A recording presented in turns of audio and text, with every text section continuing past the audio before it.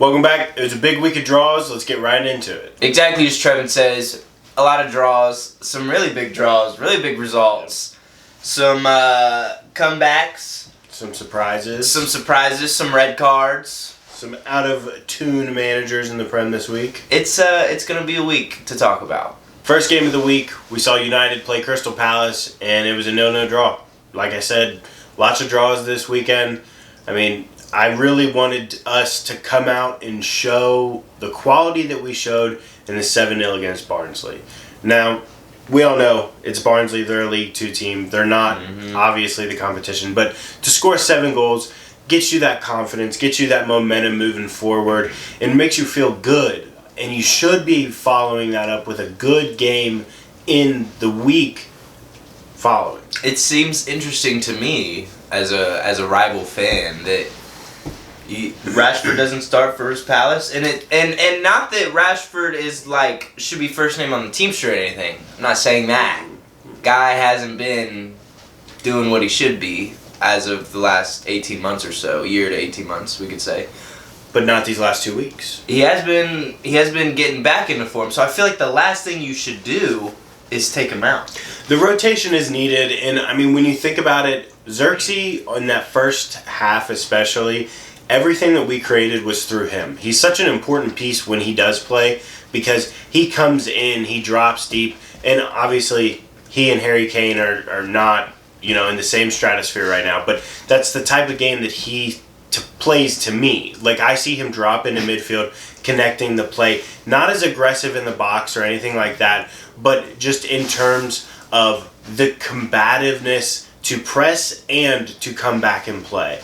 I mean, I liked it. I wanted Rashford to start, but you're starting to get to a point where people need to start, but there's too many people for the few positions that are open.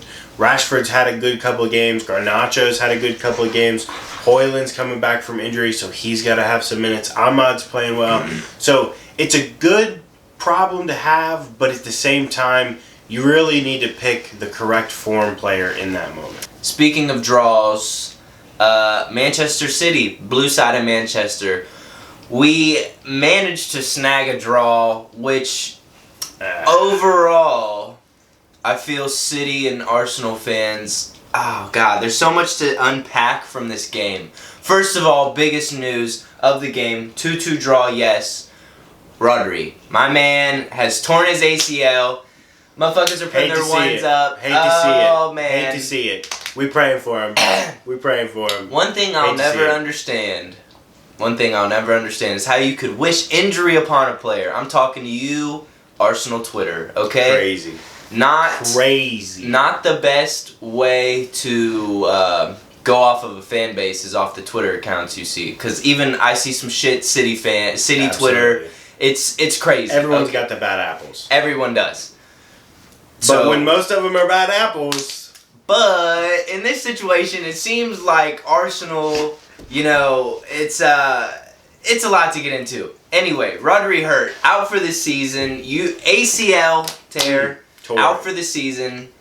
I really don't even know what to say about it. I'm honestly my heart is a little broken. You know what I mean? In my opinion, best, most influential player in the world over the last year or so, I believe, Rodri, especially 100%, is true for this City team. Looking at the records with and without him, the importance of him in our team is tremendous. Okay? I don't think it can be overstated how important he is. Obviously, they are an incredible team without him, but with him, it just puts them over the top. Now, will that be the difference maker in the Premier League this year over the course of a season? We'll see. It could be. It could be. Because you have an Arsenal team who, they have some injuries as well. City now have one crucial injury and a couple of here and there. But for the most part, it's going to be interesting to see who can keep up with the injuries in the game management, because we've seen so many players and so many managers come out and say, hey, they're playing too much. They're playing too much. They can't find that balance. So we'll see who can find the injury and Time management balance. I would like to say and be sure that it'll be a case of as if Haaland were missing, as if Kevin De Bruyne were missing, right. as if even Phil Foden is missing. There's so many players who I would consider world class in this Manchester City team. All three of those players I just named, including also Rodri being the fourth. But Rodri is the one who I would say makes it 10. Changes the whole system, the whole team, everything. We're a well-oiled machine, Manchester City. Without Rodri, though, it's going to show.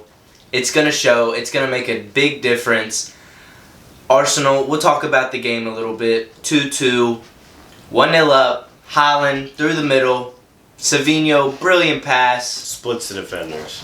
1-0 up. I'm thinking, here we go. Let's keep it going. On the way. As we see the game develop, Arsenal tie it up. Calafiori not too long after. Beautiful, brilliant goal. I mean, this guy hit a banger. I'm watching it and I'm like, holy shit. Wow, what a goal. Tied up 1-1. Arsenal, we're going into the second half. Down Rodri. 2-1. Arsenal score again before the second half. Red card to Trossard right before the end of the second half. At halftime, we're down 1. Arsenal down to 10 men. And yet, City fans, retrospect, yes, we go on. We tied up in like the very last minute of the game. Johnny Stones, God love him. Bones, Stones. This motherfucking fan base is over here like we should be, like we went through the mud or something. Like we did, right? Arsenal had 9 people at the back, right? At 1-0 up, 9 men. But they had 9 men. Still a man down. There's still a man down for a whole half of football. That's and rough. That is rough, right? And they had 2 guys who didn't complete a pass. They had 2 guys who didn't complete a pass, didn't complete 1 pass, 2 people on the team. Did you guys hear that? Let's take away fucking 2 more players there because they're basically just bodies standing, right? Doing nothing for them. What the fuck? How were we not able to break this down? Pep Guardiola should have done more in this game, I felt. I felt Arsenal and their being down 9 men, up 2-1 at the Etihad, I would have done the same thing. I would have done the same thing. 1,000,000%. Stack up, defend. You want to score? Earn it. Go make it happen, right? When we have 4 center backs on the field and they have all center backs on the field, Pep, what are you doing? Why is Phil Foden, when he comes on, why is he not standing at the edge of the box the moment he comes on? Why is it that Jack Grealish isn't coming on sooner? There's so many factors of this draw that City fans are like, oh, we pushed through, we should be so proud. Like, bro, they had a whole half of football, man down. If I'm an Arsenal fan, and Arsenal fans, besides the Rodri slander, they're like feeling disappointed. Yeah, you want the win there, but you went a man down for a whole half and came away at the Etihad with a draw. Yeah. And people want to say, well, you have to. Some people, Boovy, want to say you have to win away at the champions to become champions. It's a theory. It's a fair theory, but I don't think that that's true.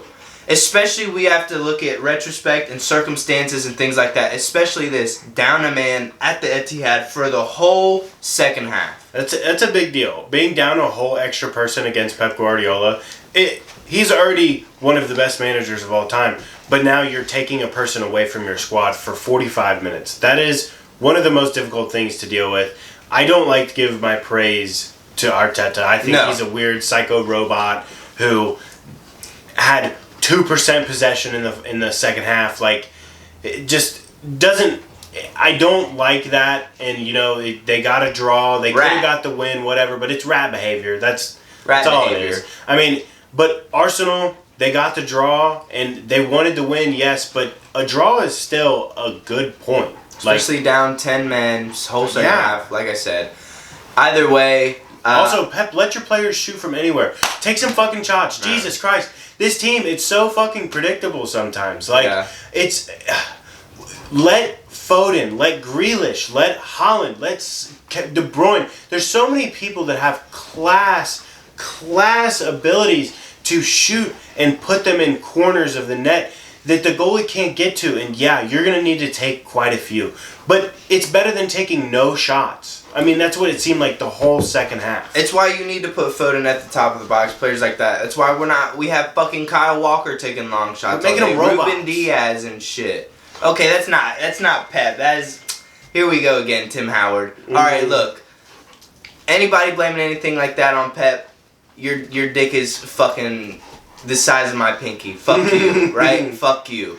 Pep Guardiola has won his way. Other people copying it isn't his fault, okay? So Tim Howard saying that shit, I love Tim Howard. One of my favorite, probably my favorite goalie, right? Love him. But now, punditry-wise, what the fuck are you talking about, bruh?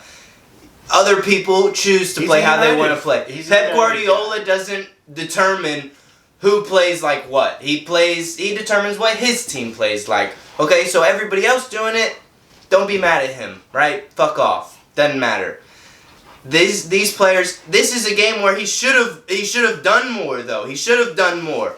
There should be players, he should have done more pragmatism, not having 4 center backs in the fucking back. Put players like Phil Foden at center back and go shoot the fucking ball, because obviously Arsenal have 9 at the back, a 9 and 1 of the goalie, Raya, and 9 defenders, okay? Go and, as Trevin said, go and fucking shoot. Put them in position to go shoot. He still has Akanji, Ruben Diaz, and Kyle Walker shooting the fucking ball. Put Foden there. Put Grealish there, right? De Bruyne's hurt. Okay, it is what it is. But you still have the players. As Trevin said, we still have the players to do it. A 2-2 draw. Quality is there. 2-2 draw, home to Arsenal. It's alright. Arsenal's a really good side. I want more. Holland's a shithouse. We'll take it though. God love him. Fuck Gabriel. But yeah, that was pretty shithousery. But yeah, we'll take it.